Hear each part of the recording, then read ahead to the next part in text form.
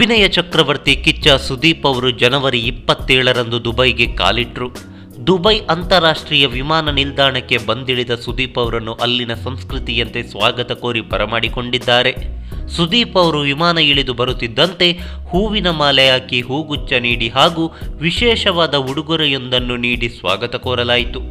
ಈ ವಿಡಿಯೋ ಹಾಗೂ ಫೋಟೋಗಳು ಇದೀಗ ಸಾಮಾಜಿಕ ಜಾಲತಾಣಗಳಲ್ಲಿ ಸಿಕ್ಕಾಪಟ್ಟೆ ವೈರಲ್ ಆಗ್ತಿದೆ.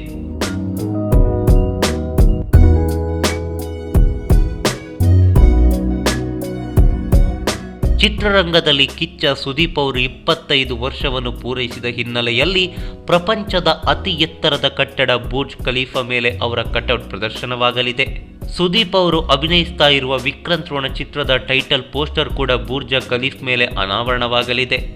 ಜನವರಿ 31ರಂದು ಬೆಳಗ್ಗೆ ಈ ಕಾರ್ಯಕ್ರಮ ನಡೆಯಲಿದ್ದು, ಈ ಹಿನ್ನೆಲೆಯಲ್ಲಿ ಕಿಚ್ಚ ಸುದೀಪ್ ದುಬೈಗೆ ತೆರಳಿದ್ದಾರೆ. ಪ್ರಸ್ತುತ ಕರೋನಾ ಲಾಕ್ಡೌನ್ ನಿಯಮಗಳು ಜಾರಿಯಲ್ಲಿದ್ದು, ಅದಕ್ಕಾಗಿಯೇ 4 ದಿನ ಮುಂಚಿತವಾಗಿ ಸುದೀಪ್ ದುಬೈ ದೊರೆಗಳ ನಾಡಿಗೆ ತಲುಪಿದ್ದಾರೆ.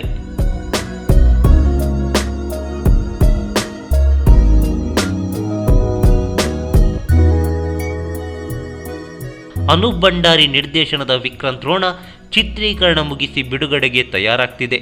ಜಾಕ್ ಮಂಜು ಈ ಚಿತ್ರಕ್ಕೆ ಬಂಡವಾಳ ಹೂಡಿದ್ದು, ಕಿಚ್ಚ ಸುದೀಪ್ ಅವರ 25 ವರ್ಷದ ಸಂಭ್ರಮದ ಮೆರುಗನ್ನು ಹೆಚ್ಚಿಸಲು ಈ ಯೋಜನೆಯನ್ನು ರೂಪಿಸಿಕೊಂಡಿದ್ದಾರೆ.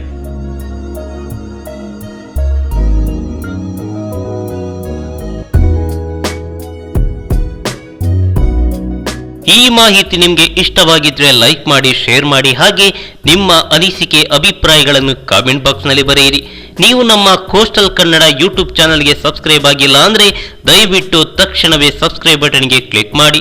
ಹಾಗೆ ನಮ್ಮ ಪ್ರತಿ ಅಪ್ಡೇಟ್ಸ್ಗಳನ್ನು ಶೀಘ್ರದಲ್ಲೇ ತಿಳಿಯಲು ಪಕ್ಕದಲ್ಲಿರೋ ಬೆಲ್ ಐಕಾನ್ಗೆ ಕ್ಲಿಕ್ ಮಾಡಿ.